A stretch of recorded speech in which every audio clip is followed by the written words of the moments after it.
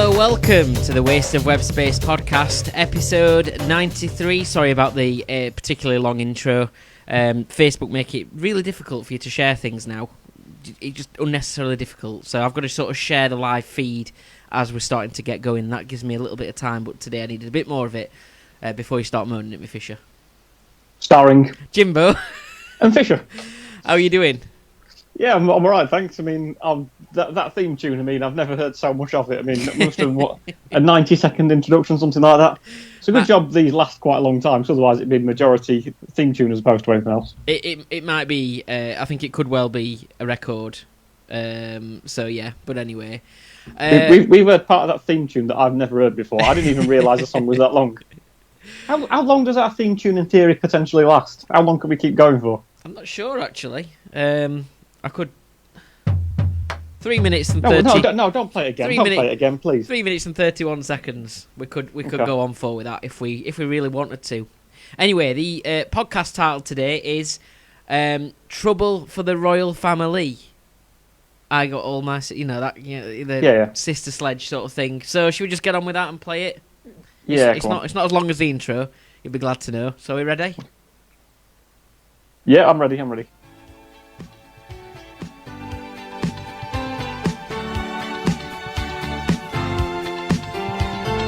Trouble for the royal family. Piers Morgan lost his job on TV. Trouble for the royal family. But we've got an extra bank holiday.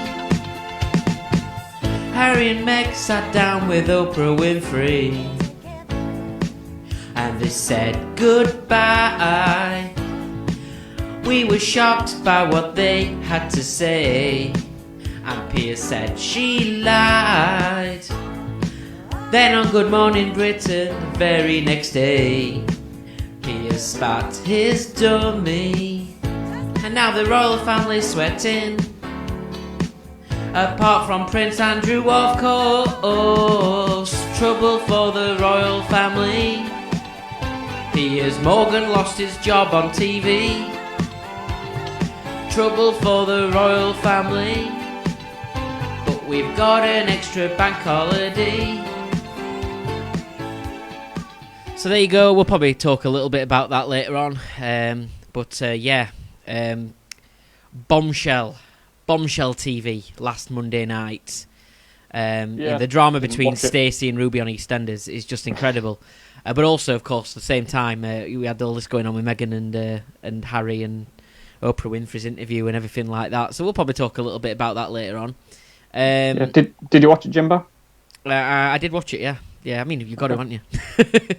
Everybody else was. You didn't? Oh, no, I did watch it. Although I did think afterwards, did I need to watch that? Was it? I don't know, anyway. So, I want to start off with an apology. We're supposed to do apologies about what we did last week and stuff like that, and I want to start off with an apology. Seems to be me who makes most of these apologies these days, for sure. I must be doing more wrong than what you are. No, it's just you've got more of a conscience and therefore more likely to apologise than I have. Possibly. Yeah. But I want to apologise because we did a feet-themed episode, didn't we? And I think I kind of made light a little bit about people who've got foot fetishes. You know, they are normal people. It's just something they like. You know, and I probably made light of that a little bit. And you know, I to be fair, I did have back a long time ago. I had a girlfriend who did have a foot fetish, and she didn't tell me. She had one for such a long time because she was so ashamed to admit it. And I said to her, why didn't you just not tell me? She didn't want to get off on the wrong foot. Hey. To be fair, I also had a girlfriend who had a foot fetish, but eventually I gave her the boot. Well, the thing is, the girl had a bit of bad experience because, her first boyfriend, who she was, going to tell about her foot fetish, when it turned out she found out he only had, he was missing 3 toes on one of his feet, so, and she was lactose intolerant, so that caused a few issues as well. So, but I just wanted to get that apology out there to start off with, because we don't want to make jokes about people with foot fetishes, do we? No, we want anyone who's got a foot fetish to have plenty of time to heal. We need loads of symbols in there. Anyway, so are we going to do a breaking news? Go, Fisher. Well, I've not really got much to say. I'm currently building a bar in our conservatory, and as you may find out shortly when I go for a drink, that I'm going to be operating heavy machinery and power tools shortly, so therefore I'm not drinking alcohol today. I'm trying to get some more work done. I did quite a bit yesterday. I'm trying to just get it completed. And then you can enjoy having a drink from the bar, I suppose. Yeah. And indeed, I may enjoy seeing you next weekend, I believe, on the Sheffield Distillery's cocktail night. Yes, and we'll come on to that in just a second. I'll quickly do my breaking news. Well, we've got to talk about it in general. So, of course, as you can see, it is Mother's Day today. So, happy Mother's Day to all the mothers out there. That's a little bit offensive, actually, putting it like that, Jimbo, to be honest, but... It's nice you've come dressed as your mother as well, which is very good. Yeah, the same beard, yeah. Yeah. Happy Mother's Day to the mum. If she sometimes listens or watches, doesn't she? But I don't think so at the minute. So I should have messaged her as well before this. Now I'm gonna have to message her after, and then she's gonna moan because I didn't message her earlier in the morning. So when we get an advert break, I will message my mum, and then there's proof that I did. It's not that I forgot. You know, it's just a lot on, isn't there? You know. Yeah. It takes a while to set this up, doesn't it? Yep, I'm going to see her at some point. So, well, I can't see her at some point, but I can go by with a drop a gift off at the front door, sort of thing. Yeah. As I say, a very happy Mother's Day to my mother, who I know for a fact definitely will not be watching or listening because she never has done to any of these podcasts. But nonetheless, I hope you have a good day. I've already texted her as well. But there's a lot of celebrations going on at the minute as well, isn't there? I mean, it's St. Patrick's Day on Wednesday, which is actually why I've got this on. So I had a bit of a St. Patrick's Day themed weekend in my Ale and Audio pub shed, which hopefully we'll be broadcasting from soon. And that's where I'll be doing the Sheffield Distillery virtual cocktail making evening from. So I'll be making my cocktails in there. Is it a good time to bring on the drink? The drink, because obviously you don't have a drink. Well, I've got orange juice. Just had my breakfast, so I thought I'd have a bit of that. Now, I did have, I got to admit, I did have a few drinks last night, with it being my St. Patrick's Day theme night in the Ale and Audio pub. So I'm a little bit tender this morning. So I went to the pub again this morning to go, well, you know, no, it's not every week, but anyway.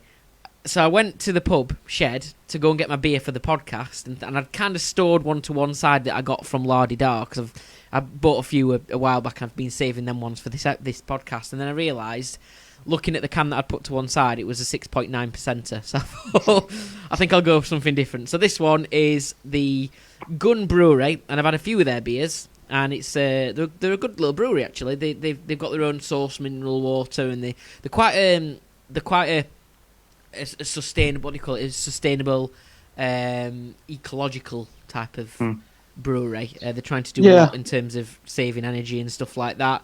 So they try to. A lot of the stuff that they make is the energy that they make, and it's from the energy that they've developed themselves, or however. Yeah, I mean, that, turbines. There's a big push in terms of being sustainable at the moment, but I'm not sure it's going to last forever. In all honesty. But yeah, this is called Numb Angel, and it's lager. And I've tried their best bitter. I've tried I think it was their IPA or pale ale, and this is the last one that I've had that I haven't tried yet, and it's their lager, which is Numb Angel. It's called. It's a 4%, I think. So that's 4%. So that's a bit more manageable, considering I'm feeling a little bit tender. So. But it's very nice that the brewery is named after our biceps, Jimbo, isn't it? What? Sorry. Oh yeah, our guns. Of course. Yeah. They're based in Sussex, by the way. I reckon, honestly, every beer I've had of theirs is really good. And that brings me on now, actually, to... We talked about the Sheffield Distillery virtual cocktail making night, which we'll be doing next Saturday. If anyone is listening and you want to do something like this, you're going to be your first one, isn't it, Fisher? But it is very, very good. It's a really well thought out and planned evening. You get the ingredients sent... Well, they deliver the ingredients to you in the post or whatever. Or you can... I think there's like a click and collect thing as well, possibly, but you have to double check that. But it's... did you get yours delivered, or did you go and click and collect? Delivered. I don't think you can click and collect at the moment because you're not allowed to do pick up from pubs or something like that. So they'll come and drop it off for you. Yeah. As long as you live local, obviously. But yeah, so I put my beer in. Obviously, this is not the correct sort of thing to put in this glass, but I've put, just to promote this evening that they're doing next Saturday. For anyone who still wants to get involved, it's a great evening. And there's a Sheffield. You get a glass within the ingredients and stuff that you get sent out as well. So the Sheffield Distillery. I'm looking forward to that next week, and you'll be there as well for sure. We'll have to. Do you think people go, not them two? We'll have to listen to them two again. I think that's what's going to go on. Take the microphones with us and just try and break out into a podcast part way through it, what do you reckon? Yeah, and then we don't have to do it the next day then. Yeah, overthrow them. It's a captive audience as well, isn't it? They can't do anything about it. They're there and... Yeah. It'll be the biggest live broadcast we've ever done, to be fair, won't it? It will. It'll be brilliant. So, are we moving on? Yeah, let's move on.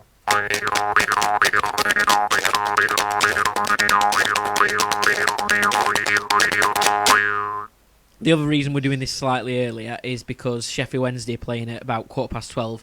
Why I'm so desperate to watch them, I have absolutely no idea, because it's a comedy show down there at the minute. The only slight sweetener for us is that Sheffield United are equally as bad on the other half of the city, innit, for those that are watching and aren't from Sheffield.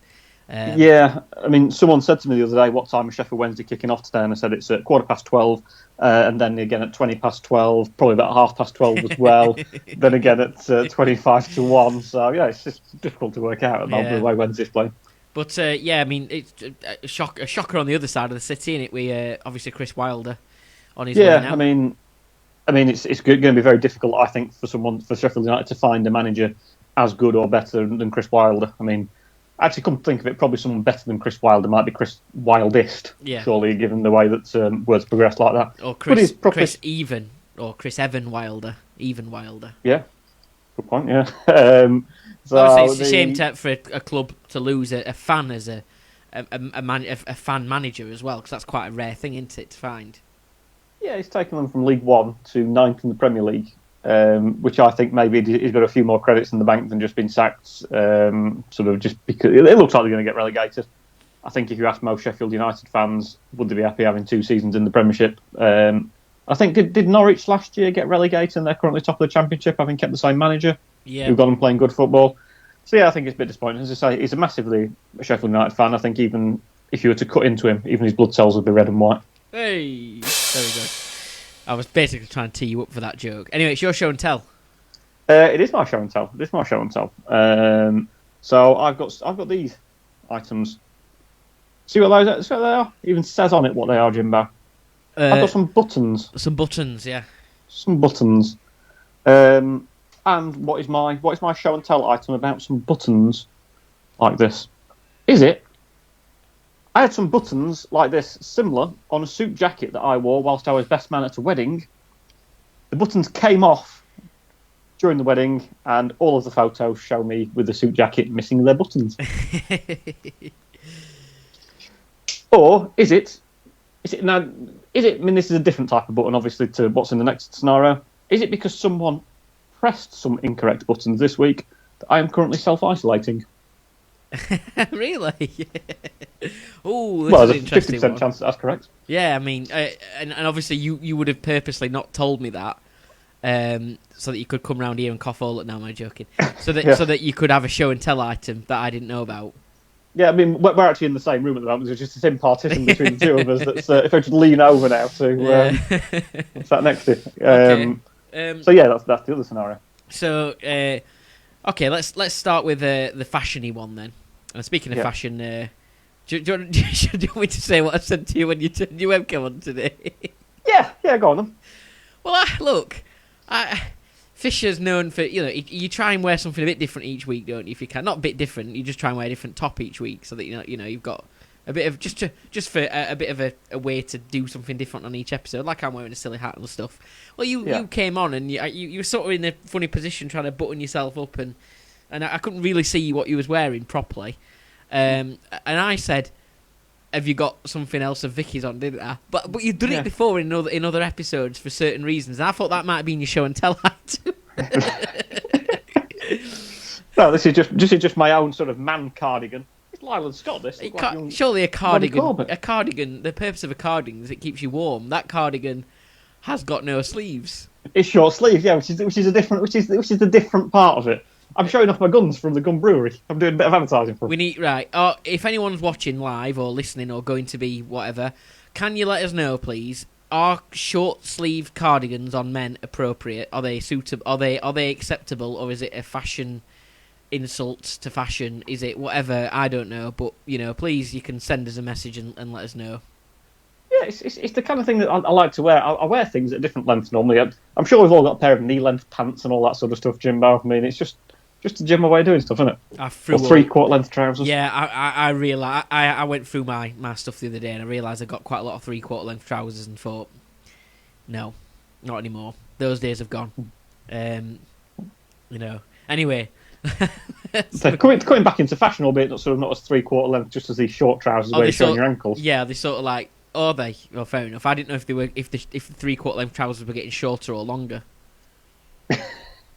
Because there's a certain distance down your leg that they're not acceptable, and I think if they flare off, I think they're even less acceptable. But I think if they're kind of just below the knee, or like you said, down to your ankles, so you're not wearing socks, I think they're acceptable. Anything in between that, apparently not.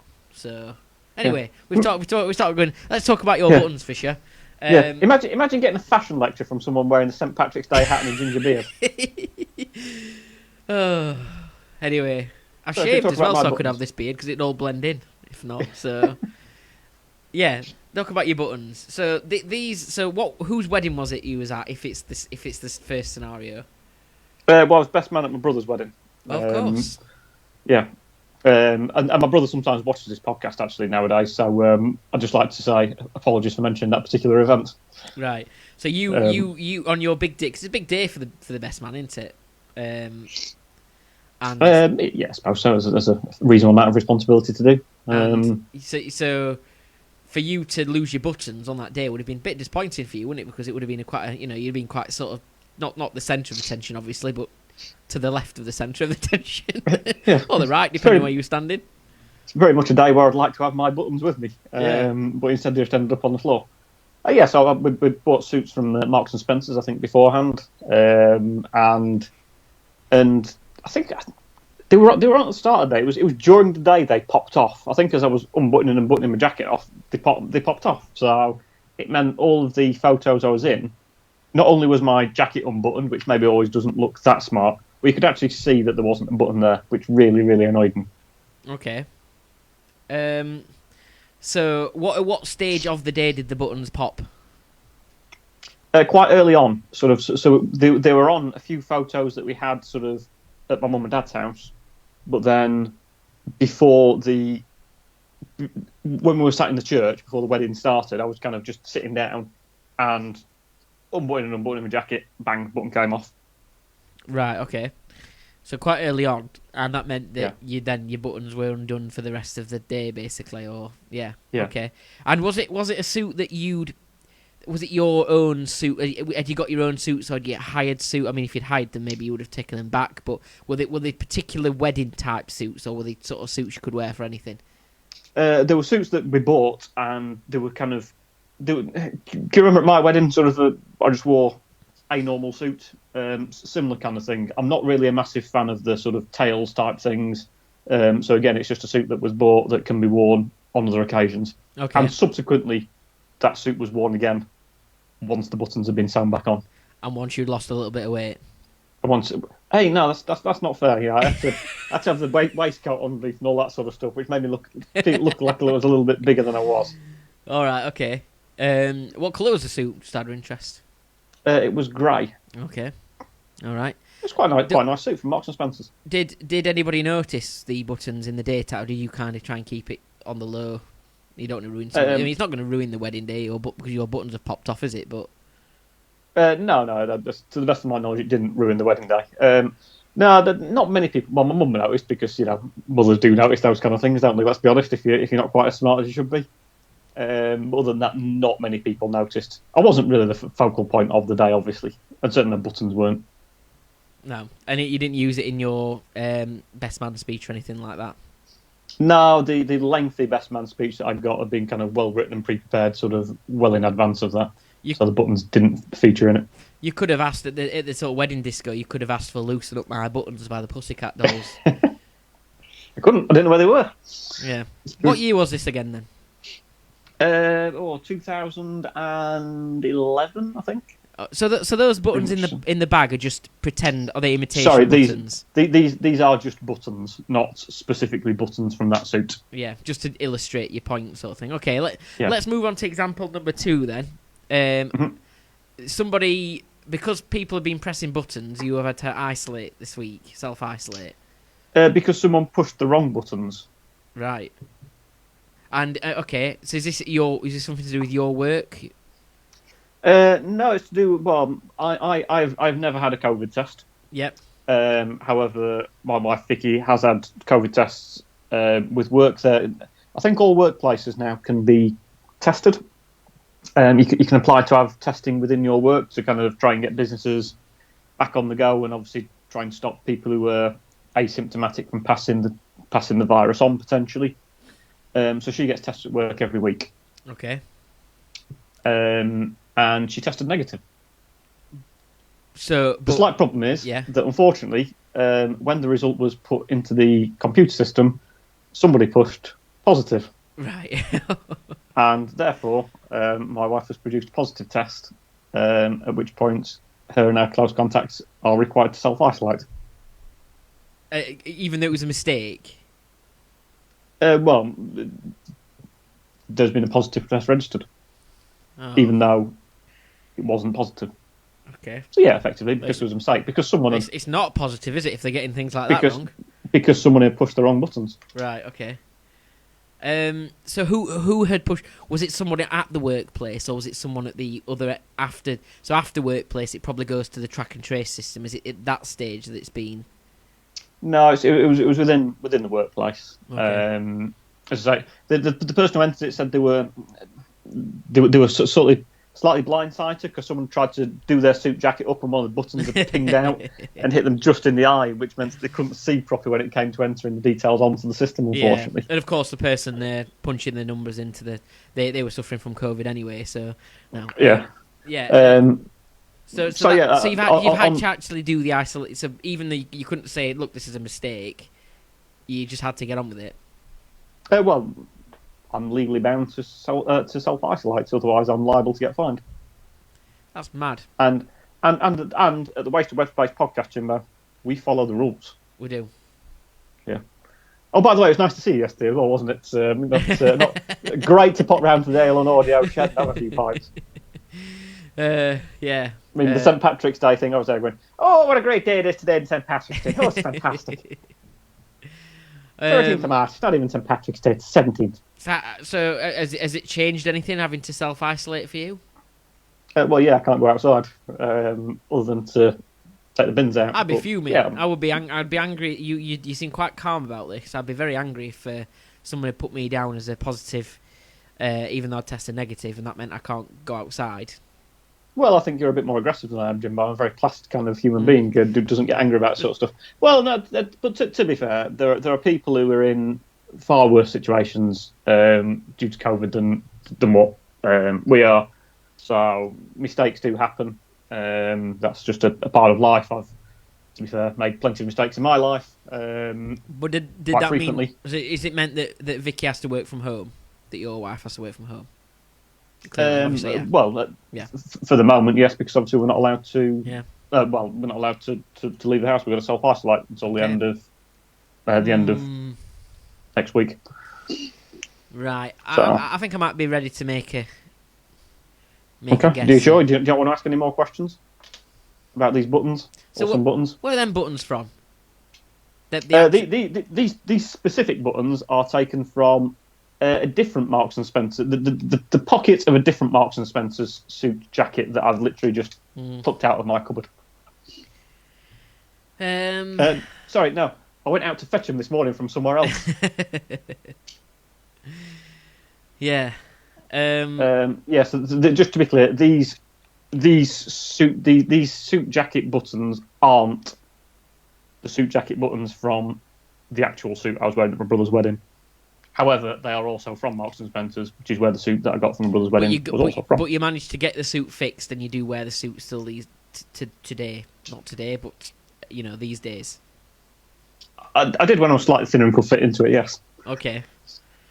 Nowadays, maybe not. Nowadays I've still got it, but in the ambition that one day I might get back into it. Well, I don't really know what else to ask, really. Can you give me any more pointers, or do you think we've kind of covered everything I can? Well, you could ask if we're both okay and whether or not we need any supply bringing to us and all that sort of stuff, maybe. Or... Well, I'll say that if that's I'm not going to say that until I know if you're lying to me or not. Yeah. Or whether I need a needle and thread, or it's entirely up to you. Do you think you're ready anyway? Yeah, I think so. I reckon it's. I do think you seem quite calm about the self-isolating thing, and I think that's quite a big thing to have got wrong. So I reckon that's the lie, and I reckon you did have your buttons pop off at your brother's wedding years ago. Of course, buttons pop off is someone who's going to feature in your quiz. I think later on to do with people who what's it called? Nominative determinism or something. Nominative determinism, where you do what your name says. Yeah. So obviously you think that these buttons similar to this popped off my suit jacket whilst I was best man at a wedding, and you would be wrong. I'm currently self-isolating because someone's pushed the wrong buttons. That is shocking. No, how far are you into it? I've got another. I've got until next Friday night, Saturday morning to self-isolate. But you haven't got it. You've tested and you haven't got it. These are points that have already been made to the relevant track and trace people. Let's be clear on that front. So you have followed it up and said, look, this is what's happened. And they've basically said that there's been a positive test that's been registered, so they can't do anything. My wife has to self-isolate, and as a close contact, I've been contacted to tell that I need to self-isolate as well, otherwise we're liable to get fined. And to be fair to the person who made the mistake, it was a completely genuine error. Mistakes happen, and certainly wasn't done maliciously, as far as we're aware. It's one of those things that happens, and specifically, there are so many more people in worse situations than us because of COVID. So it's just one of those things. Yeah. But it is the case that yes, we are required to self-isolate until next Friday. Yeah. Friday night, Saturday morning. But their boss, oops, accidentally employment terminated. Can't do anything about it. It's just that I'm only joking, of course. No mistakes. No need for that. But it's one of those things that unfortunately happens. But I thought as soon as it happened. Annoyed as I was, I'd actually think, that'd be quite a good thing to mention on the podcast. Yeah, and I bet you kind of wanted to tweet or say something, didn't you, about it in a sense, but you couldn't because I'd have seen it, and then that'd have ruined your show and tell. Yeah, so social media blackout on that front, but there we go. Okay, enjoyed that. Thank you.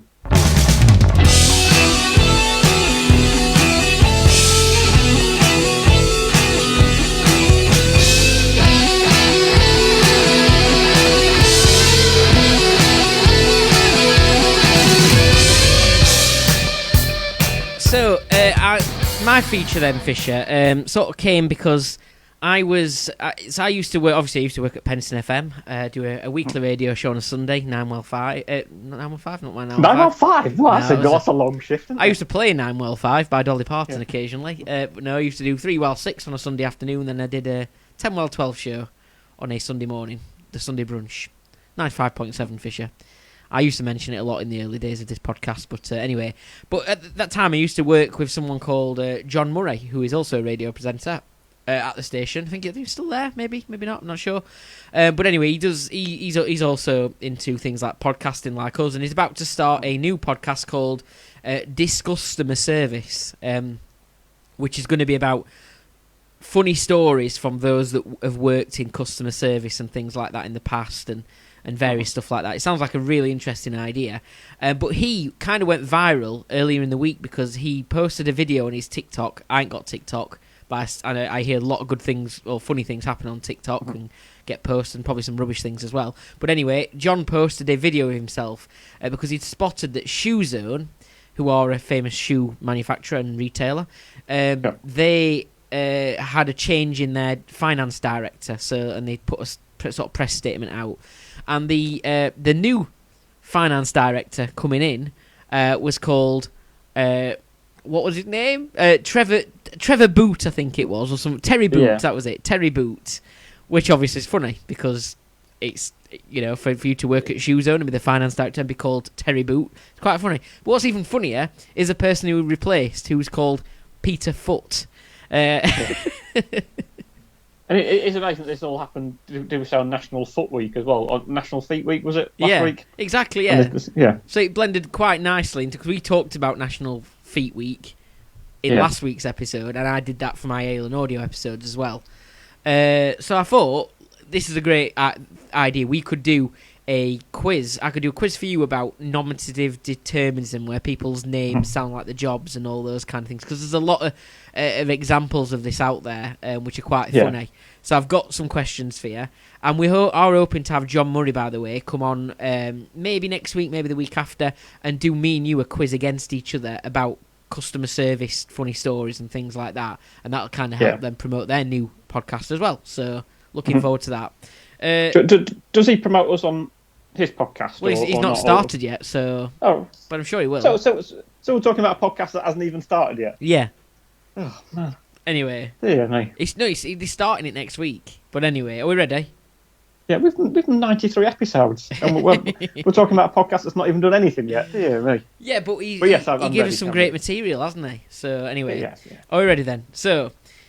People who... So, just an example of this, by the way, before I get started, have you heard of Tom Kitchen before? Yes, he's a celebrity chef. Yeah. I think... We're right in thinking that he possibly looks a little bit like me as well. He does a little bit, yeah. Yeah. So, yeah. Oh, yeah. Sorry, no, he's not a chef, is he? He's a model, of course. Perhaps we ought to do something where we should post on our social media our pictures and then get people to say... send in pictures back of the celebrities that we think we look like, and then we should maybe turn that into a feature in future weeks or something. I was thinking about that actually, to do with something, because I saw someone on television who I'd previously been likened to. Yeah. Which shall I tell you who it was? Go on. James McAvoy. Oh right, yeah. No, I can see it. I can see you with as Mr. Tumnus with your sort of, what do you call them, legs sort of things, hoof legs things. Oh, okay, yeah. He's on Narnia. Anyway, so your first question then, Fisher. I've got loads, but I'll keep them for future episodes, maybe, some of my ones that people have called me and so on. But anyway, number one, in DeForest, Madison, I don't know if in DeForest, it's just a place called DeForest. All right, Ali G. in DeForest, Madison, Monaco, the Sun Prairie Fire Department called for assistance to battle a house fire, and the Dane County Airport fire crews responded. What was the name of the firefighter interviewed by the news channel? Was it A, Juan Scorcho, or B, Les McBurney? Juan Scorcho.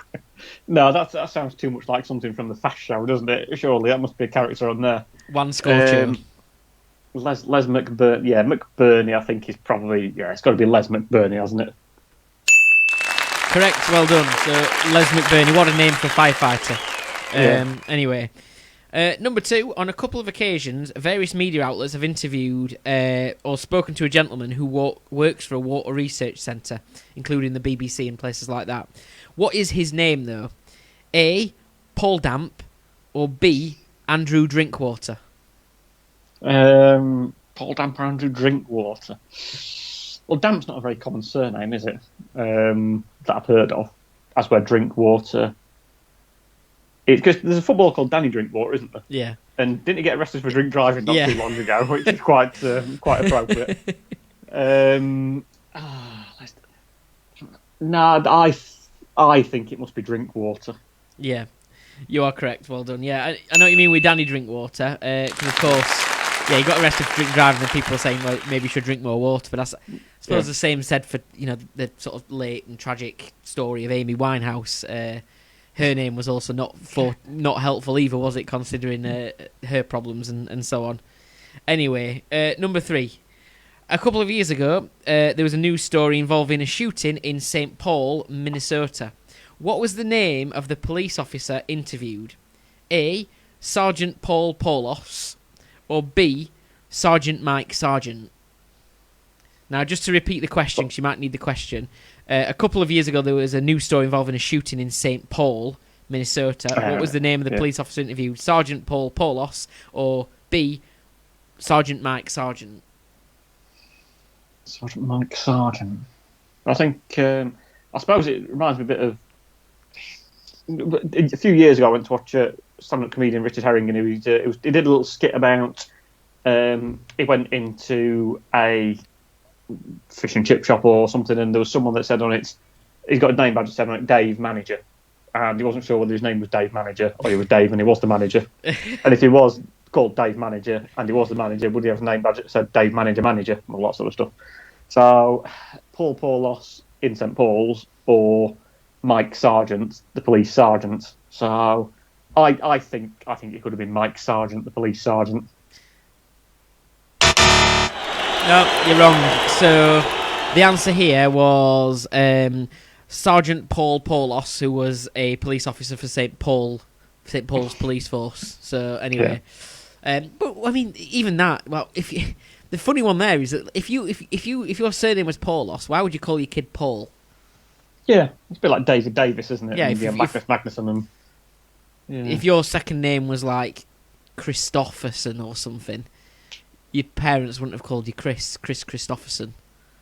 Yeah, I mean, I think some of it is because of, particularly Scandinavians, the son becomes because of what your dad's called. So you're Magnus's son, but obviously you're carrying the family name, which is Magnus, so that kind of like flows down as well. But there we go. Next then, number 4. What was Jason Weed arrested for in Oklahoma in 2017? A, urinating on a public memorial, or B, possession of marijuana? Well, yes, obviously both could are fairly plausible. You know, you would have thought the more common crime is possession of marijuana as opposed to being on a public memorial, but it could have obviously been, you know, digging up impurities within a garden when it wasn't allowed to. But I think it's going to be the possession of marijuana. Well done, yeah. Next then, what was the name of a well-known weather presenter who has been on various networks in America?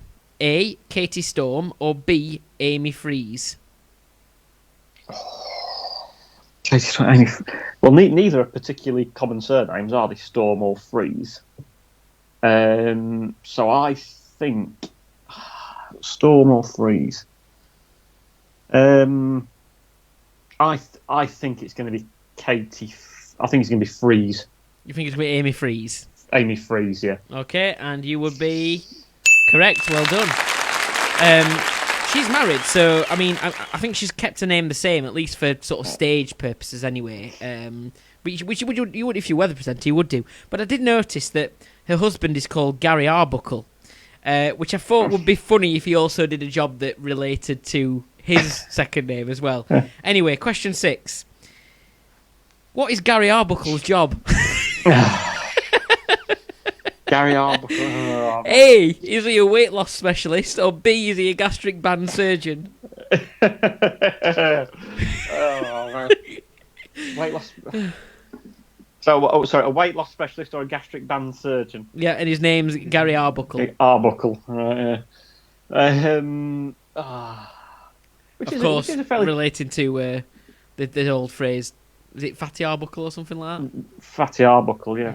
Well, there was an actor, wasn't it, called Roscoe Fatty Arbuckle? I think he was in a lot of the silent films of Buster Keaton, I think. Might be wrong on that front.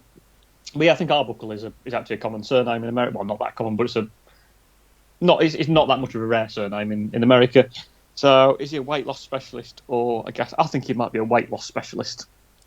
Well done. I mean, it's so funny because I saw his name, like, because I googled Amy Freeze and tried to do a bit of reading about her, and was it Amy Freeze? I got the wrong one, or Katie? Yeah, Amy Freeze. Yeah. And I thought, and it came up saying, you know, married to Gary Arbuckle, and I thought, what are the chances? I just googled it and did a bit of research, and would you believe? I couldn't believe it. So, although this was an easy quiz to put together, because there's a lot of articles about this kind of thing out there, that was one that I found myself just through sort of sheer following a little bit of a wouldn't it be funny if. Anyway, number 7. The BBC interviewed a doctor from University College London about exercise, fitness, and the need to lose weight. What was his name? A, Patrick Heffer, or B, Mike Loosemore? So like Loosemore. Yeah. Both of which are surnames. Yeah, they both help us. And apparently his job's involving helping people with issues where their buttons pop off the suits and stuff like that. Although obviously we've established that didn't happen now. Well, it has happened, just not on that suit or at that particular point in time. Heifer or loose? I think maybe Loosemore might be the one on that one. Well done, yeah. Mike Loosemore, who advises on losing weight and fitness and stuff like that. Number B, we're back to weather presenters now, and there's a BBC weather presenter with a name linking nicely to their job. So it's a BBC British weather person. A, is it Lucy Frost, or B, is it Sarah Blizzard? So it's whether you've seen them on the weather before. I haven't seen either of them on the weather. I don't really watch the weather forecast that much. The only one I've seen is where that bloke accidentally put his middle finger up to camera and then tried to make it look like he was scratching his face, if you remember that. Yeah. Thomas Schaffenacker, which, to the best of my knowledge, isn't a weather-related surname. I think that... So what were the options? Frost or Blizzard? Lucy Frost or Sarah Blizzard. I don't know many surnames with people called Blizzard, so I'm going to say Lucy. I'm going to say Frost as a surname. Nope. Sarah Blizzard. Does sound like I made that one up, doesn't it? I'm actually very, very, because my gran is obsessed with like ancestry and stuff like that. I am related to a former BBC weather presenter. She might still be a BBC weather presenter. I'm not 100% sure. Called Sarah Wilmshurst, and in a very sort of very minor way, somehow I'm related to her. Is that on your mum's side of the family or dad's side of the family? My dad's side of the family. Oh, surname, see what we've done there, yeah. I'll tell you what, I was on a quiz the other night, and it was an anagrams round. Yeah. And the anagram was bear something. So I said, "Is that bear spelled B-A-R-E or B-E-A-R?" And I wait for the person to start working it. I said, "Or does it not really matter because it's an anagram anyway?" So. Have you got any famous fishers in your family? Anyone who does any fishing, or anyone who was a fisherman, or was a champion fisher or anything like that? Not that I'm aware of, no. So my dad went fishing like once or twice, I believe, but other than that, no, we've not done any particular foray into fishing. If you or anyone in your family ever became some sort of king, that'd be quite cool as well, because you'd be like King Fisher sort of thing, yeah. Anyway, or sold toys or anything like that? Yeah. Fisher Price, yeah. No, we've not done anything along those lines yet, unfortunately. Disappointing. Next then, this is brilliant. What is the name of one of the directors of one of the largest hunger relief organisations, Food for the Poor? Is it A, Robin Mahfood, or B, Nick Meals? Nick Meals. Robin Mahfood. That's Mahfood, surely not. Oh yeah, okay. Yeah. The surname M-A-F-O-O-D, Mahfood, and first name Robin. Yeah, Robin Mahfood. I did once have to report a break-in and the theft of something to someone called Robin, which made me laugh quite a bit a number of years ago.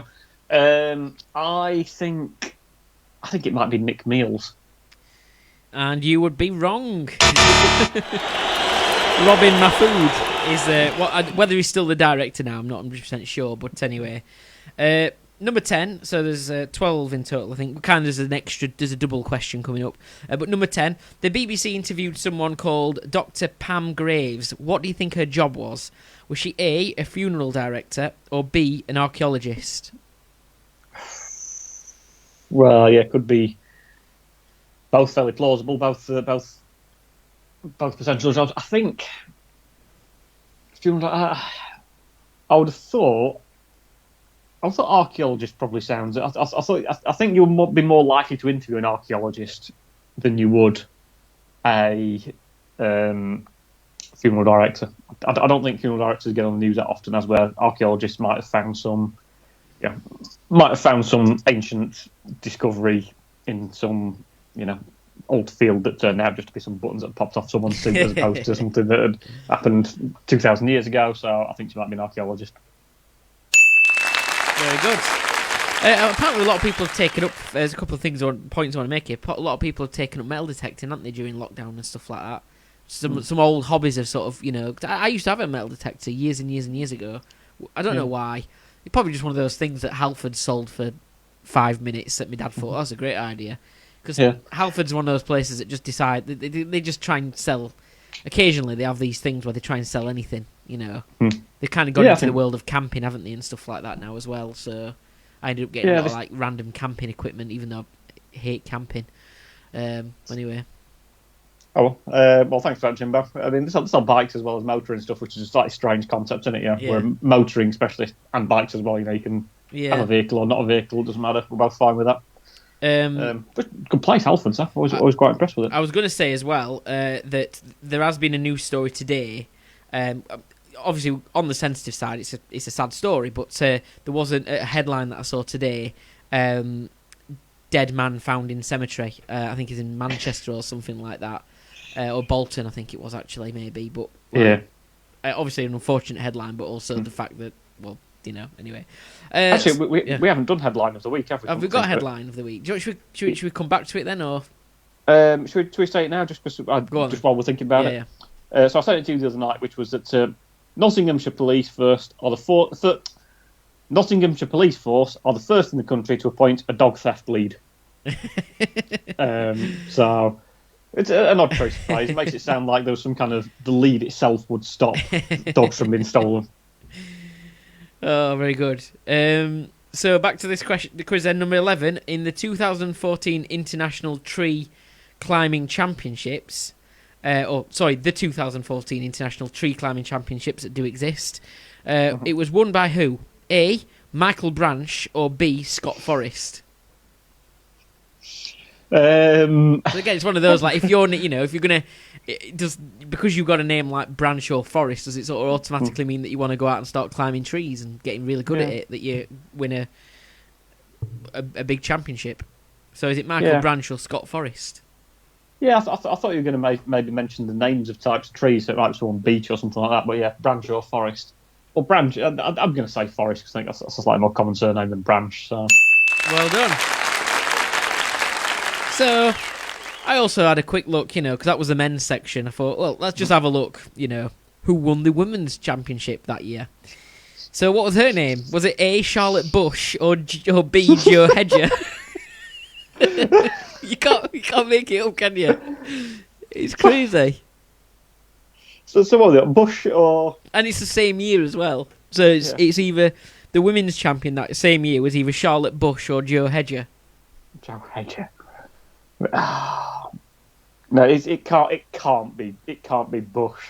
I mean, Hedger, I mean, obviously is also bad, but Bush would just be worse. Yeah, it's going to have to be Hedger. I'm going to say Hedger. Well done, you're correct, yeah. But what are the chances? Like, in fact, the article I was reading made absolutely no reference to the fact that the women's champion was Jo Hedger. They completely missed it, and I thought, how in the same year as well? Anyway, crazy. I think that probably says more about the general reporting between men's and women's achievements than it does about anything else. Possibly, yeah. Your last question then. Back in 2016, you might remember this one maybe, but back in 2016, American election, news network MSNBC had an analyst predicting the results. What was her name? A, Crystal Ball, or B, Ellie Fraud? It can't be called. No, there is not. I do not believe anyone is called Crystal Ball. No, you can't. No, this is America we're talking about. It is America, yeah. But yeah, it's a bit like, again, talking about Christopher Christopherson and various other things, and David Davis. You just don't call your child that, do you? So it's got to be the other. It must be. Sorry, Emma Fraud. Did you say? Ellie Fraud. Ellie Fraud. I think it's got to be that. I can't believe that someone will be called Crystal Ball. No, it is Crystal Ball. No. Well, mate. But I mean, how did It's strange, isn't it? Like, how the fact that Mystic Meg grew up to be a No, that's not right, is it? No, that wasn't actually her real name. But she was Dom, Dick and Dom, whatever his second name is. Yeah. That was his mum, wasn't it? It still is his mum. Not going to change. Yes, I believe it is. Yeah, It's quite interesting because that bloke's a bit of a dick in general as well. So having watched Dick and Dom in the Bungalow and various other such things. So, did you enjoy that? That was very good. Thank you very much, Jimbo. So we are going to pause for a slight ad break. I said I was going to do something in this ad break. I'm going to message me mum on Mother's Day. Yeah. Here we go. So Daryl has gone off radar a little bit. We can't get hold of Daryl. He's not paid his advertising fees either, has he? But fortunately, Carol stepped in to help him out. Beep, beep. It's me, Carol, and I've got a new job working as a taxi driver. In spite of having a terrible record with the tax man, I'm now working as a taxi man. Actually, that doesn't make much sense, but this advert was originally written for Daryl, but he's hiding from the police again, so I'm doing the job for him. I'm putting my record of dodgy behaviour behind me so that I can see in my rearview mirror, whatever one of those is. I love my work, whether it's sitting on strange seat covers with those weird beards on them, or meeting new people. That said, I don't like how much people talk behind my back while I'm taxiing. I know that me becoming a taxi driver is quite a shock, and it happened all of a sudden, but part and parcel of being a taxi driver is doing things without much indication. I had to jump into action the other day when a man leapt into my taxi and told me that his wife was about to give birth and was being rushed to the maternity ward, so he greatly needed my assistance. As quick as a flash, I took him to the hospital, but he wasn't happy, as it turned out that he wanted me to take him to the nearest airport instead. Anyhow, I'm loving being a taxi driver, and please get in touch if you'd like to use my services. The only downside so far has been cleaning my taxi after a bird shit on the windscreen. I had to charge her an extra £60, and I won't give her a lift again.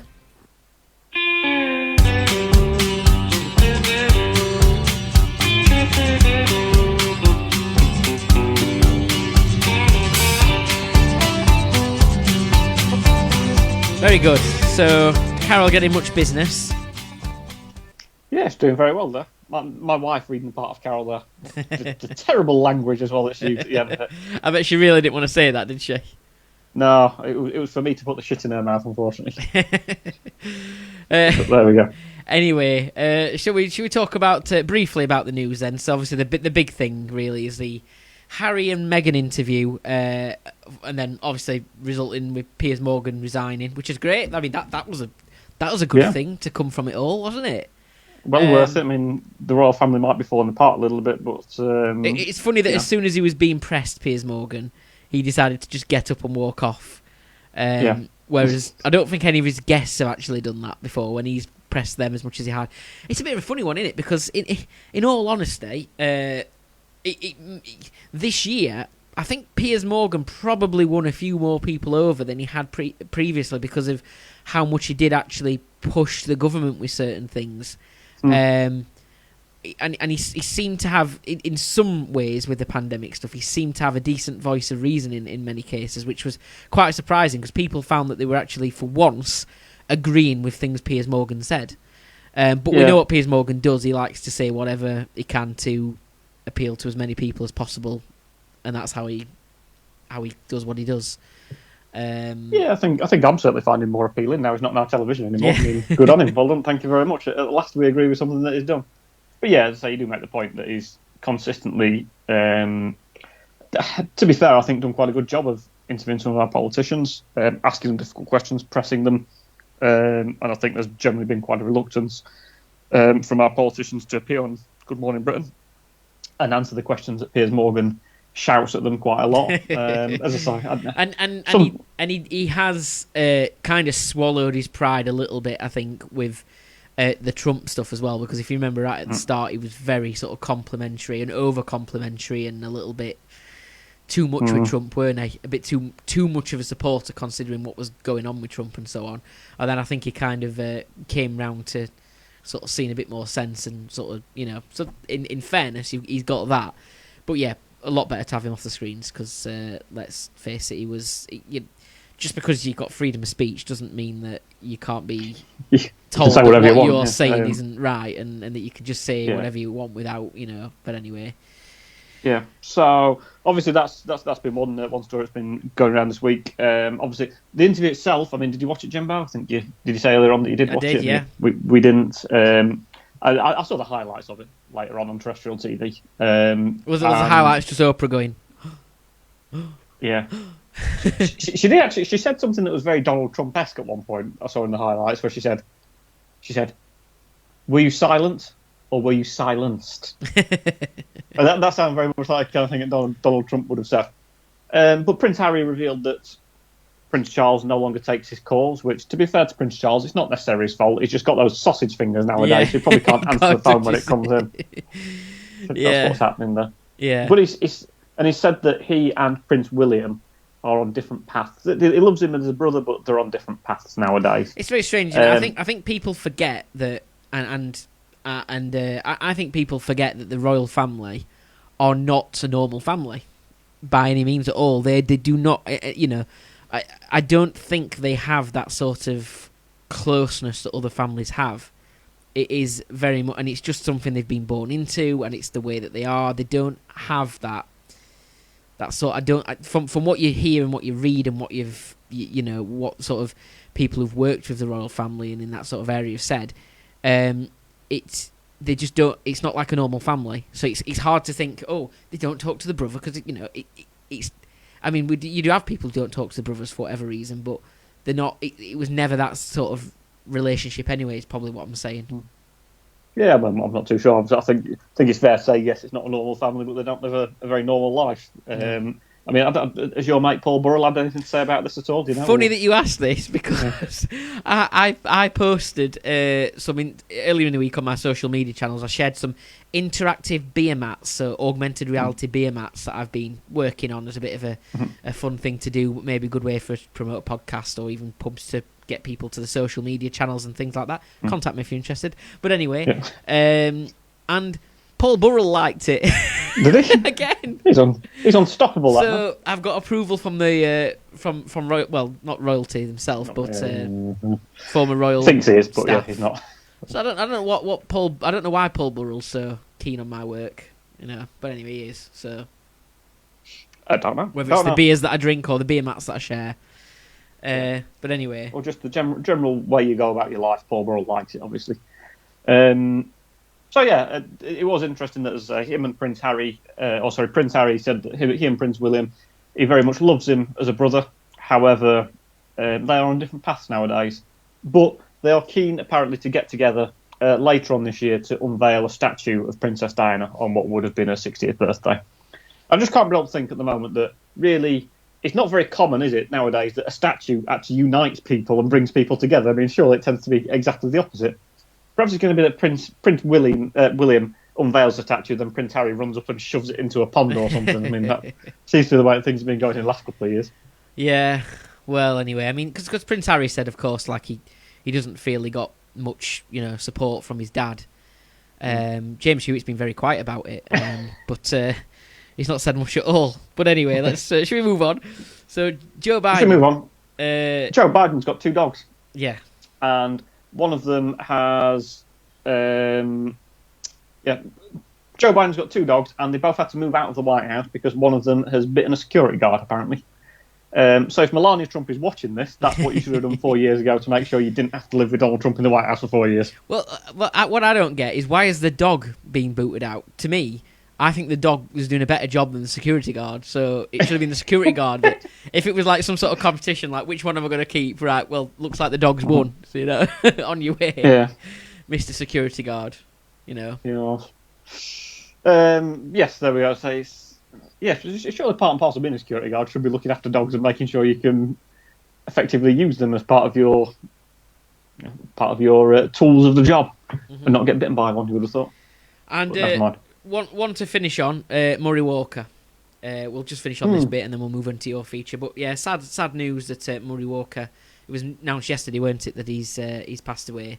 And you've got some quotes for us, haven't you? I've got some quotes. He was a great broadcaster, weren't he, and what he did and stuff. And it makes me wonder, like, it might be too soon to say this, but I'd like to say in tribute, but when they sort of open the doors at the sort of funeral parlour or wherever they are when they're coming into the crematorium, they're going to shout "Go, go, go, go, go" or something like that. That's in tribute to him, rather. In tribute to him, of course. But anyway, Fisher, what have you got in terms of quotes? There's a number of quotes about Murray Walker. Interesting, do you know who he was born on the same day as? Murray Walker, another elderly gentleman who died last year. Oh, okay. This year, he said. Last year. So Murray Walker was 97 when he died. Yeah.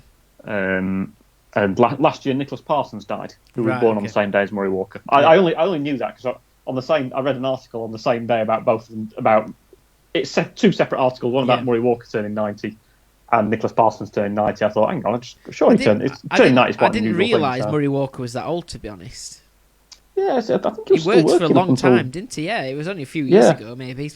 Maybe in the last 5 to 10 years that he retired. Yeah. So there's some cracking quotes from Murray Walker over the years, which include the lead car is unique, except from the one behind it, which is identical. There are 7 winners of the Monaco Grand Prix on the starting line today, and 4 of them are Michael Schumacher. I don't make mistakes. I make prophecies, which immediately turn out to be wrong. This would have been Senna's 3rd win in a row if he'd have won the 2 before this. With the race half gone, there's still half the race to go. So, I think my first memories of Murray Walker was not actually on the sort of Formula One itself, because I got to admit I've never really been into watching it and so on. But I do remember having a Formula One game when I first got my first PlayStation 1, and the first game I had was Formula One, and obviously older games used to repeat themselves. Like they weren't as advanced into how many sort of quotes they had on them, so you just hear the same thing said by Murray Walker over and over again, and it got quite annoying, if anything. But outside of that, it was a brilliant broadcaster. Yeah, it's a fantastic broadcaster and a job well done. But unfortunately, sadly, no longer with us. And I think, like a lot of people, someone who kind of gave us an introduction to sport, really, didn't he? Yeah. And the commentary on there, people like him, Richie Benno, Peter Ellis, and various other sport broadcasters who are sadly no longer with us. So on we go to the next part of the show, I think, Jimbo.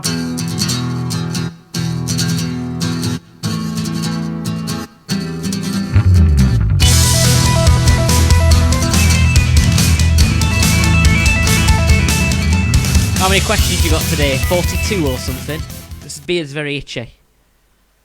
What was sorry? I said how many questions? You've got about 42 questions today or something, because this beard's very itchy. And Sheffield Wednesday kick off in about 35 minutes. All right. Well, I've got 11 questions actually. Oh, that's all right. So one of my favourite podcasts is a podcast called No Such Thing as a Fish, and which I think you've probably listened to a couple of times as well. And it's done by the QI Elves, who I think when they were doing some research for QI, realised that there was quite a lot of material that didn't make it into the episodes of QI, but they got some quite interesting things. So they decided to start making a podcast every week with just a fact that they found out that didn't make it into a television programme. And I think they've done about 300 odd episodes nowadays. And because it's 35 years of comic relief next week, they did a podcast episode that lasted about 20 hours. So they had 35 different guests on 35 minutes each and did 35 different facts. And I thought I would name the celebrity and name the fact Is that broke a world record, by the way? I don't think so. I mean, can you only imagine if we podcasted for 20 hours, how many times you'd have to go to the toilet during that, Jimbo? Hey, I'm doing all right today. I don't even feel like it's going to be necessary at all today. Okay. So I've got all 35 facts that I'm going to read out to you, and now there's only there's 10, but I added a bonus one actually. Yeah. And I thought I'd name the person and what was their fact, and see if you can guess what it was. And it might be the case that we do volume 2 of this next week, perhaps, but we will see. So, the first up is actually not on the No Such Thing as a Fish podcast, but it's something I came across this morning when we're talking about Murray Walker. So I've got something to do with Murray Walker as my first one.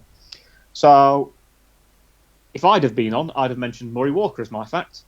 And what fact would I have given about Mars bars? Is it that Murray Walker ate a Mars bar every single race, or before every single race he commentated on? Or is it that Murray Walker is responsible for coining the phrase, a Mars a day helps you work, rest and play? Ooh. No, I don't think he'd have been responsible for the phrase.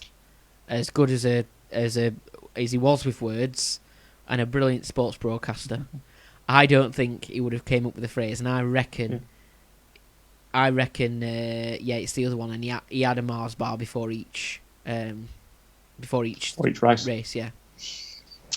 You'll be wrong. All right. Okay. Apparently, prior to being a commentator, he used to work as an advertising executive, and he was partly responsible for the Mars a day helps you work, rest and play. Oh, sorry, no, a Mars a day will make you obese and be very bad for your health. Sorry, was it's a phrase nowadays. Of course, talking about sports broadcasting, something we did forget to mention in the news was the ESPN studio little thing that happened this week. They were sort of doing the punditry in the studio, weren't they? Talking about, I don't know what had been on. Was it an American football game or something like that? I think so, yeah. And part of the studio basically collapsed onto one of the pundits, didn't it? So, but obviously we don't. We are quite. We're quite a safe podcast in terms of we always check that our studio is secure and we don't have any issues like that ever so. Most of the time. So for any audio listeners there, Jimbo just had an ironing board fall on top of him whilst he was saying that. Is that what it is? Is that what it is? I think so, yeah. That's an ironing board? Apparently so, yeah. I don't know what it's used for, but... I thought it was for surfing. Yeah. It's an ironing board. It's that thing that we don't need to use now we're in lockdown, so... Right, okay. I've not ironed a shirt sort of in almost a year or so. I'm doing one every day for work. Well, it's easy for you because you can just iron the shirts that got no buttons on and that they don't get in the way then, don't they? So... They have to work round them, yeah, good point. Yeah. Does your wife's cardigan need much ironing? No, it's all right. There's not much to iron on it anyway because it's not got the long sleeves, so it's a lot easier. But it's on the subject of Murray Walker. Actually, I know we've drifted off already after literally one question that wasn't even on the right topic.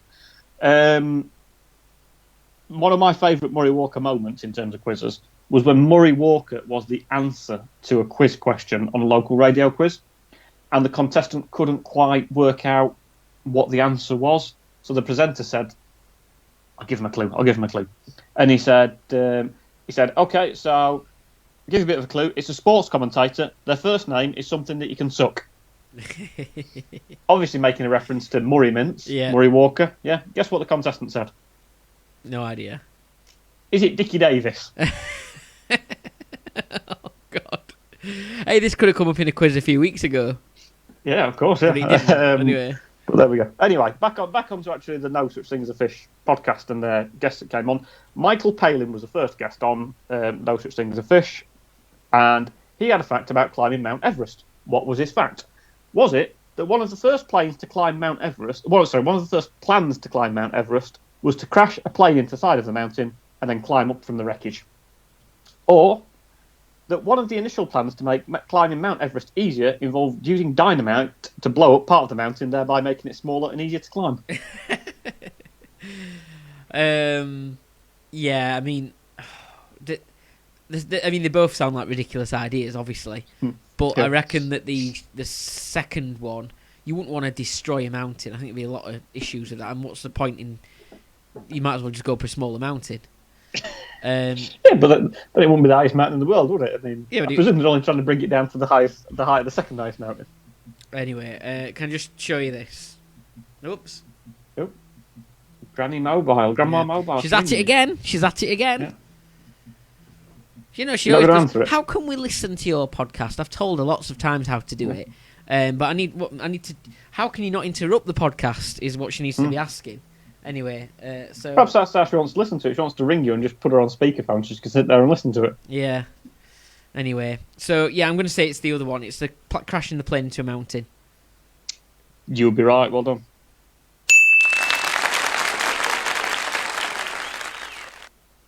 So next up, Sandy Toksvig was second, current host of QI. I think Michael Palin actually was meant to be the host of QI originally. Do you know who Michael Palin is from Monty Python? And he's a traveller. Yeah, around the world. Yeah. Travel I think he was meant to be. documentary maker, isn't he? Yeah, I think he was meant to be the host of QI, and it was meant to be two teams: Stephen Fry on one team as the clever team, and Alan Davis on the not quite so clever team. And then Michael Palin dropped out, so Stephen Fry ended up presenting it, apparently. So Sandy Toksvig, current host of QI, she was second up, and her fact was about Hans Christian Andersen, fellow Dane. So what was it, the fact about Hans Christian Andersen? Was it that, as well as being a fiction writer, it was also credited as writing the Danish national anthem? Or is that when he slept, he had a note next to him saying, "I'm not dead, I just look it." So the second one, he obviously was worried about people presuming he was dead and putting him in a coffin or something, taking him away. Yeah. Or the first one must have been a very heavy sleeper, no doubt. The first one is that he wrote the Danish national anthem. Oh, let's go with the second one. I think it's going to be the second one, the strange one, because people can get irrational fears about things, can't they? Yeah, and you'd be correct. Well done.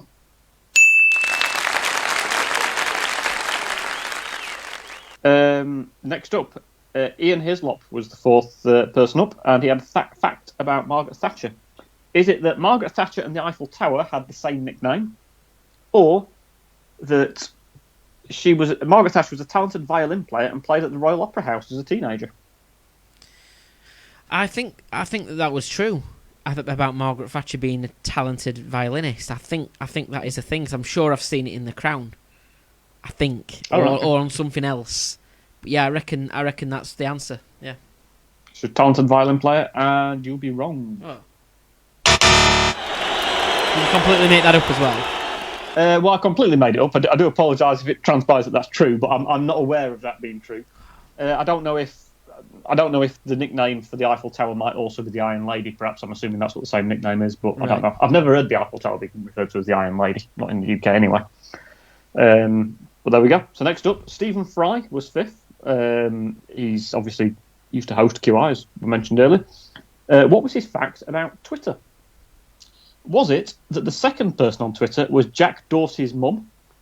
Or was it that the first animal named after Twitter was a parasite that sucked balls?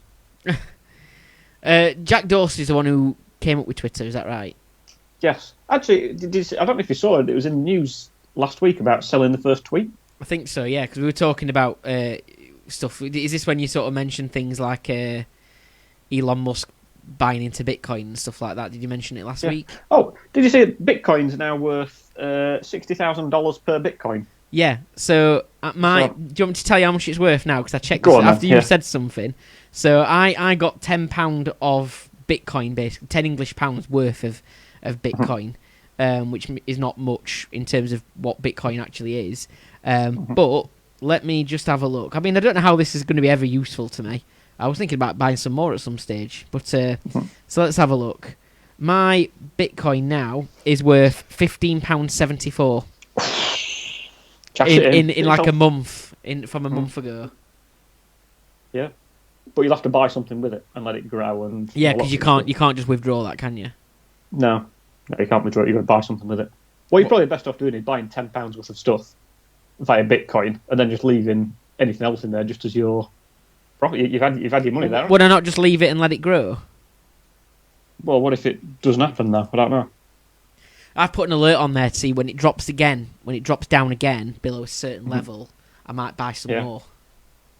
Because you presume things go up, down slightly, don't they? And they rise a bit more. They sort of go like a bit like a up and then down and up and then up, and it keeps going a bit. You know, maybe that'll happen. I have no idea what I'm talking about, but anyway. Right. Well, these are the joys of investing in the modern world, aren't they? So, yeah, we'll. I think Elon Musk bought, was it £1.5 billion, $1.5 billion worth of Bitcoin? Is that what sent it going up, basically? I presume that kind of created a bit of a ruction within the market. You would have thought, sort of someone buying that large frequency of it, because there's only a certain amount of Bitcoin that exists in the world, isn't there? Is there? Because they're not being sort of produced, so it kind of gets to us. Or it's only been produced at a certain rate. Right. Okay. It's one of the things that fascinates me a little bit actually about some of the. How do you actually create money in the first place? I mean, how do you get more money? Because you're not meant to. I know the government sort of sometimes does a quantitative easing where they print more money off and put more money into the system, but surely someone starts off with a certain amount of money and that gets. I fully appreciate that it gets kind of distributed around and you buy something, but how do you create the wealth? I don't understand some of that part of the economics of it. No idea. But there we go. Don't know. But anyway, do you want to answer the question I asked, maybe? I forgot what the question was. Yeah, so have I. Stephen Fry was the fifth, and what was his fact about Twitter? Was it that the second person on Twitter was Jack Dorsey's mum? Jack Dorsey was the creator and first person on Twitter. Or was it that the first animal named after Twitter was a parasite that sucks balls? The first animal named after Twitter. Yeah. Oh, I mean, the first one is very feasible because, like, you need someone to test things out on, don't you? And you can't just sort of. I suppose you could tweet yourself, but would you have made a dummy account really before? But you might have made a dummy account in his mum's name. I reckon it's the second one.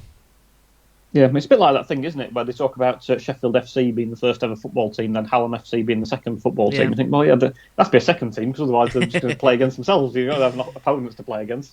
You know what they do for the first couple of years. It's the second one. So you think it's the second one? The parasite, yeah. You'd be correct, well done.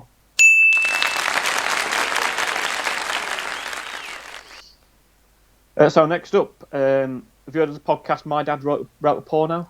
I have, yes. Yeah, not something I've ever listened to be fair. I mean, I suppose since his retirement from Schweppes, he's obviously not had much time. I think he's had a lot more time on his hands. So. Yes. So yes, My Dad Wrote a Porno was the. Is this your show and tell, Fisher? It is most definitely not. But they were on sixth. So what was their fact about space travel? Was it that in 1921 it was believed a new planet had been discovered between Uranus and Pluto? It turned out to be some dirt on the telescope lens. Or, in 2008, a message was beamed to a planet 20 light years away. It contained a picture of Richard and Judy.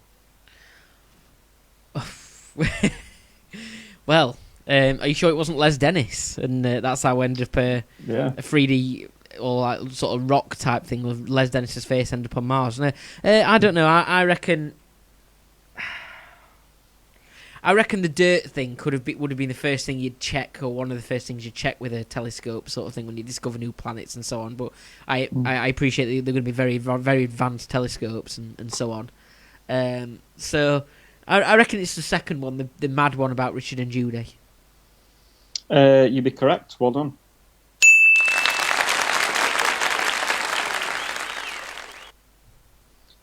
So next up, soon to be our friend Richard Osman. He was on 8th. We've not been contacted by Pointless yet, but there's still hope. I mean, we're not in the same social bubble, so that's a slight problem. And obviously I can't wear the house for the next few days as well. So Richard Osman was on 8th. What was his fact about Who Wants to Be a Millionaire? Is it the person who wrote the theme tune also wrote the song Mistletoe and Wine? Or the person who created Who Wants to Be a Millionaire is credited as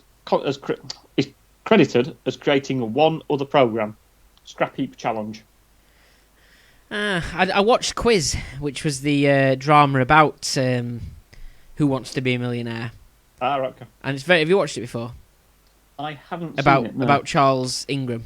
It's about. Yes. It's a really good programme, actually, well put together. And what do they call him? Plays Chris Tarrant, who does what's his Michael name? Sheen. That's the one. Does a brilliant job at that as well.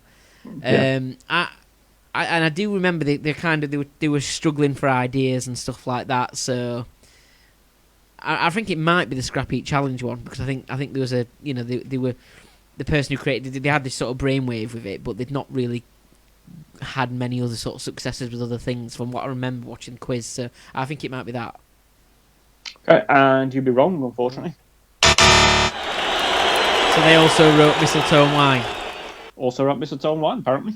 I'm not quite sure of this person's name, or I've not done actually I've not fact checked any of these stuff, but I'm assuming that, bear in mind they're said by celebrities, it must be true. I mean, these are actual sort of celebrities, not just sort of Instagram influencers and all that sort of stuff.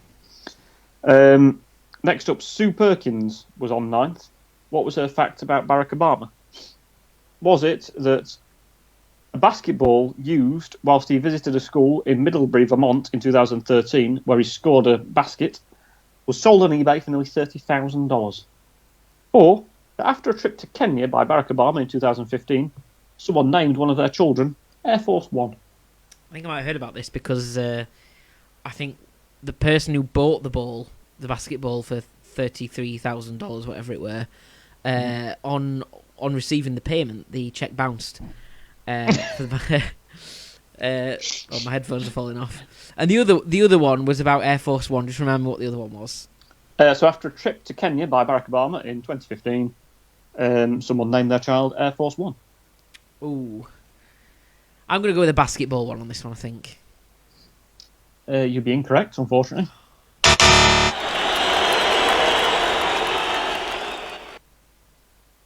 Next up, on 10th, we're a podcast called the Guilty Feminist Podcast, which I'm not sure if you've heard of that at all. I think I've listened to it a couple of times. Deborah Francis White is on it.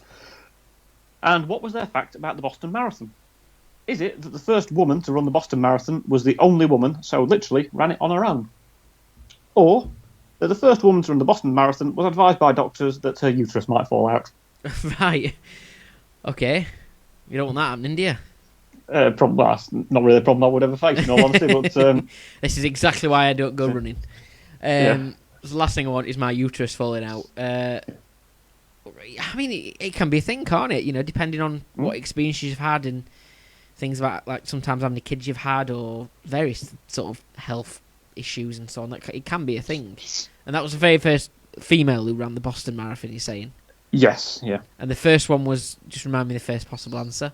That when the first woman ran the Boston Marathon, she was literally the only woman in it, and therefore ran it on her own. I reckon it's going to be the second one. That she was advised that her uterus might fall out. Yes. You would be correct. Well done. Did it fall out? To the best of my knowledge, it has never fallen out for any woman undertaking any form of lengthy run. Okay. I believe that you are more than fine to run whatever distance you like without having that particular thing happening to you, potentially. So next up, Reek Darby, who played Murray Hewitt in Flight of the Conchords. Very funny TV and radio programme. He was 11th on there, and his fact was about the former US President, Benjamin Harrison. What was it? Is it that his grandson was once stolen by a goat? Or that his granddaughter once brought a sheep into the White House and it ruined the carpet? Stolen by a goat. Stolen by a goat. So I'm presuming the grandson was probably quite young and not like a 19-year-old or something like that, and he was maybe on some sort of like petting zoo, sat on a goat and the goat ran away. Is probably the story if that's the answer. You'd like to have thought it was something a lot more along those lines. Well, the second one, his granddaughter. His daughter brought a sheep into the White House, which ruined the carpets. So both very plausible. The first one was the funniest one, as long as he was okay, of course. Did they get the kid back? I'm presuming they did. I'm talking about the child, not the goat, which they do call a kid, don't they? Let's go with the first one, that a goat stolen. You'd be correct. Well done. Stolen by a goat. Quite a difficult one to make up that. And finally, I mean, Harry Shearer. I bet that goat really got on his on the president's anyway. Yeah. On his nerves. Next up, the final one. Harry Shearer was 12th, who is in Simpsons. This Is Spinal Tap and also voices in The Simpsons as well. Yeah, he was 12th. What was his fact about slugs? Is it that the black slug creates its own body weight in slime every 90 minutes? Or that the sea slug can decapitate itself and regrow its body, including all its organs?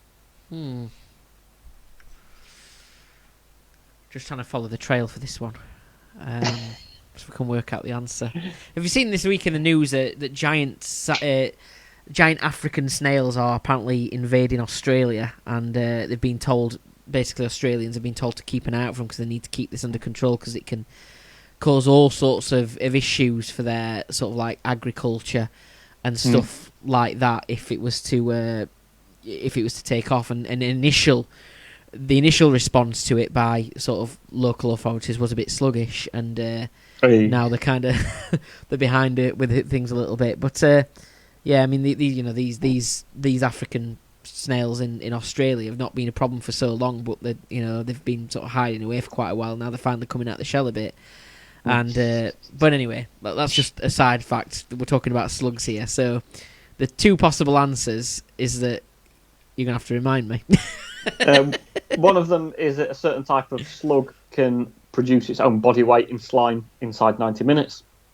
The other one is that a certain type of slug can kind of, if it can regrow its entire body, including its organs. So if you chopped it in half or something, yeah. Yeah. Well, a lot of animals, like worms, apparently and stuff, can do that. So worms have got those kind of qualities, haven't they? Or is that a myth? Same with I think it's just you got two worms that were half as long as they used to be. Yeah. I think, as opposed to anything else. I don't know. I've never particularly tried it. Well, the slug one could be true as well, because like I've certainly, you know, if you ever get a slug somehow got in your house and you try and get rid of it, it does seem very, very slimy, doesn't it? And obviously they've got to sliver quite far and the trail's quite... So I reckon it has to keep reproducing that slime. So I reckon it's the first one, it's the slime one. You will be incorrect, unfortunately. I was a bit stuck on that answer. In the slime. So, well, I think you got about half marks there, something like that. Yeah, not bad. I'd like to have done better, but I enjoyed that for sure. And that's definitely one we could roll over and do more with as well. Yeah, we may be doing part 2 next week, perhaps, or in future weeks. As I say, and that was for Comic Relief, a fantastic charity that raises a huge amount of money in the UK and abroad. It's been going for 35 years now. When's it on? When are they having the Comic Relief night? Is there an evening coming up? I think it's I think it's in 6 days' time, 5 days' time, next Friday. So there we go.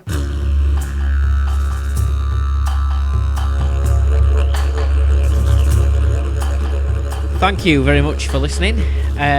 You've been listening to the Waste of Web Space podcast, and we've been live. Hopefully it's all gone okay.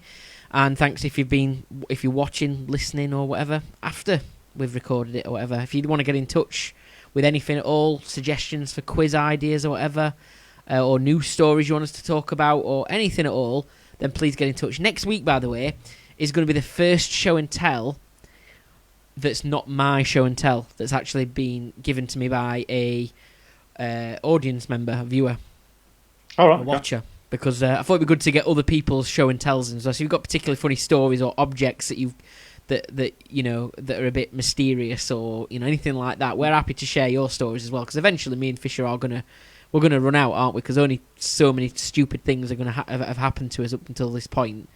Well, I don't know. I mean, I was starting to struggle a bit for show and tell, and then someone put me into self-isolation for a few days. So, same here. Like I was struggling a little bit, and then somebody sent me an idea for one, and then I've got a couple more now as well lined up for the next few weeks. But if it's nice to have a bank of them to go to, isn't it? And so if you've got a particularly funny story, we'd like to hear about it, and we'll use it in our show and tell.